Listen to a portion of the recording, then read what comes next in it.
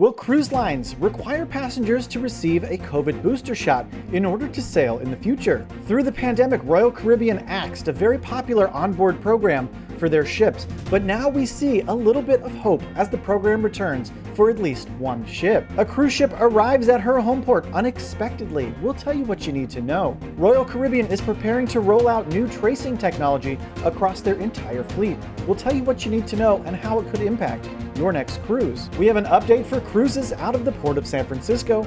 Plus, we're going to announce our cruise swag giveaway winner.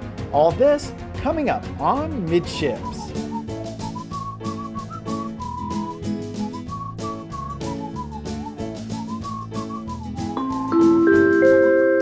Hey, welcome to the Midships YouTube channel. I'm your Captain Corey. Thank you so much for stopping by the channel today. A quick reminder as we're getting started today, at the end of today's episode, we will pick a winner for this week's cruise swag giveaway. Now, if you'd like to check out any of the cruise swag that we give away here on the channel, there are Amazon affiliate links in the description below. All you have to do is click the link. It'll take you directly to the Amazon page, and even clicking the link does help the channel just a little bit, and it won't raise your price at all. You can even check out the different colors that certain items come in. Let's hop right into today's cruise news with some West Coast news. The Port of San Francisco is finally slated to see the return of cruising. I'm going to tell you a little bit more about it now. From KRON4, from the Bay Area by Peter Snar. San Francisco. After being turned away over a year due to the pandemic, cruises will return to San Francisco next week. The first will be the Majestic Princess next Monday. The Port of San Francisco is expecting 21 ships through the remainder of the year, with 127 expected throughout 2022. The decision marks an important turn in the city's economic recovery. Pre-pandemic, in 2019, San Francisco welcomed 280,000 cruise visitors,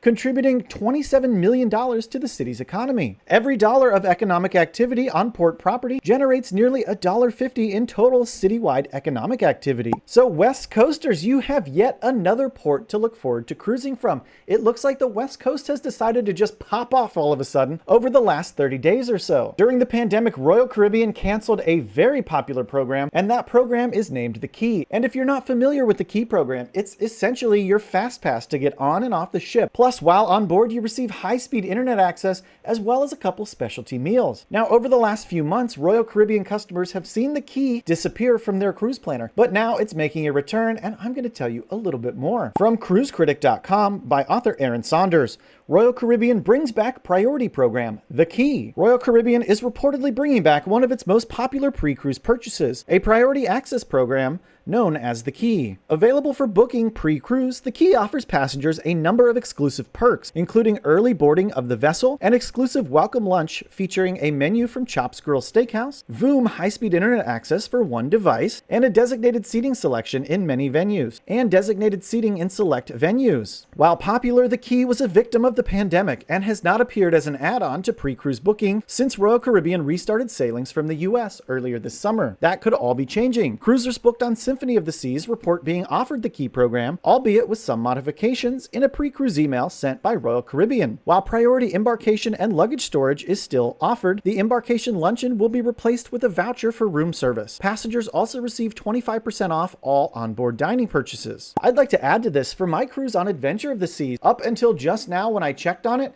the Key was actually previously available for purchase on my cruise, but currently it is not, so very interesting. The disembarkation breakfast is being replaced with grab-and-go snack bags, accompanied by a list of available departure times from the ship. As of this writing, it appears Symphony of the Seas is the only vessel in the fleet where the Key is currently offered to passengers, though that will likely change as the year progresses. The Key program is totally legit. It's like a catch-all package, and Royal Caribbean could honestly charge twice as much, and it would still be a fantastic value.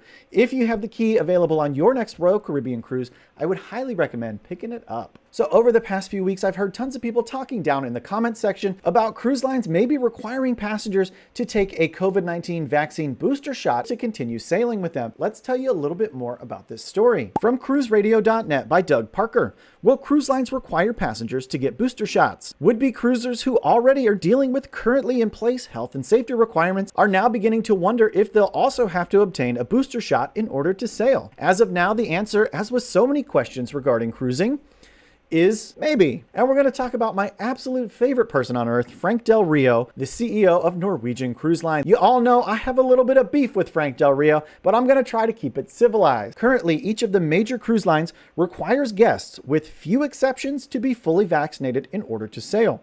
But no line has been as stringent as Norwegian Cruise Line, thanks to Frank Del Rio, which back in April said it would only allow vaccinated guests and crew on board its ships with 0 exceptions. So during a recent visit to CNBC's Closing Bell, it was perhaps inevitable that the CEO, Frank Del Rio, would be asked if they would also be requiring the booster shots that are currently being rolled out. And we have a quote from Frank. Good question on the boosters. A lot of our guests are asking, Frank, you going to mandate boosters? And the answer is not yet. We do follow the science. We do follow FDA and CDC guidelines. I personally got the booster 2 weeks ago. This is Frank Del Rio, because I qualify. For now, only time will tell if Norwegian decides to pursue booster requirements. When the time is right, if the pandemic continues to be a threat to mankind, we'll have to consider that. But for now, we only demand fully vaccinated guests. And for me, that type of all or nothing stance is not something that I really appreciate, because there's genuinely people out there who cannot get the vaccine. I just happen to be one of those people that enjoys being inclusive of others. That's my personal opinion. Feel free to roast me in the comments. A Princess cruise ship unexpectedly stops in a port. What's going on? From the Liverpool Echo by Lee Grimsditch. Massive luxury cruise ship Sky Princess arrives unexpectedly in Liverpool. The Royal class ship was not due to return to the city until October 13th. Liverpool has welcomed the massive luxury cruise liner Sky Princess into port unexpectedly this morning. The Royal class ship, operated by Princess Cruises, commenced her operations back in 2019. She is the 4th Royal class ship in the Princess fleet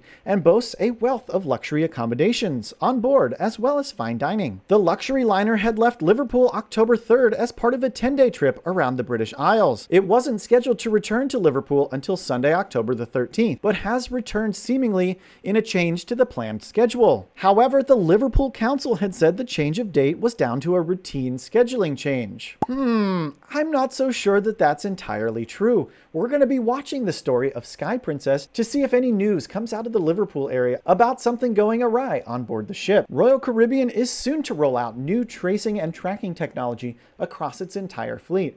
Let's turn to cruiseradio.net to learn a little bit more. From Bruce Parkinson, all Royal Caribbean guests will soon wear upgraded tracing bracelets. A new Royal Caribbean partnership will soon see all passengers and crew on their ships wearing custom wristbands that perform a variety of functions, including a key role in COVID-19 contact tracing. Rather than selecting an off-the-shelf connected wearable, Royal Caribbean is developing a purpose-built variation of its own, while working in tandem with a Canadian-based company called TraceSafe. While a timeline is not yet announced, the customized wearable is expected to be deployed rapidly across Royal Caribbean's 24-ship fleet, which includes 4 of the world's largest passenger vessels. In addition to contact tracing for COVID, this smart device will serve as a room key, wireless payment method, and storage device for medical records, a location analytics tool, and an instant messaging device so ships can send mass communications to all passengers. That's pretty cool. This thing does a lot. I mean, it doesn't look quite as good as like an Apple Watch per se, but honestly, that's a step in the right direction. Royal Caribbean says the connected technology can also help its improved logistics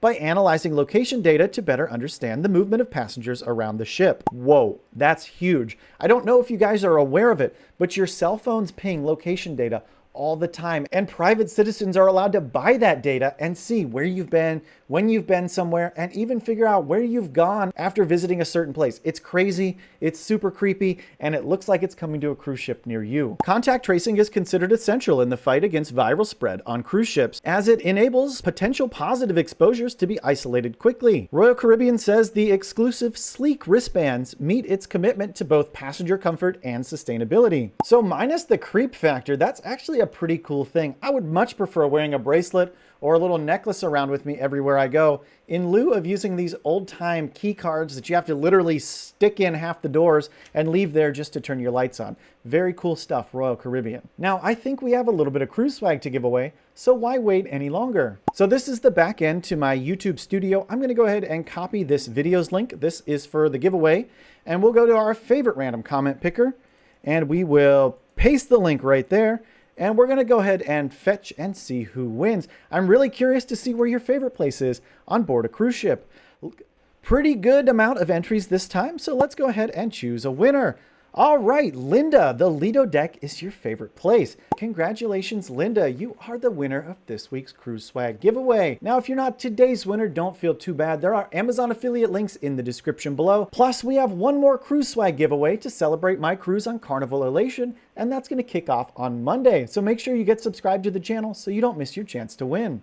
If you made it this far into the video, why haven't you subscribed to our channel yet? And if you absolutely love cruising, why don't you smash the thumbs up button? It really helps out. It doesn't cost you a thing. I would appreciate it so very much. Thanks so much for stopping by the channel today. And until tomorrow, we'll see you on the Midships.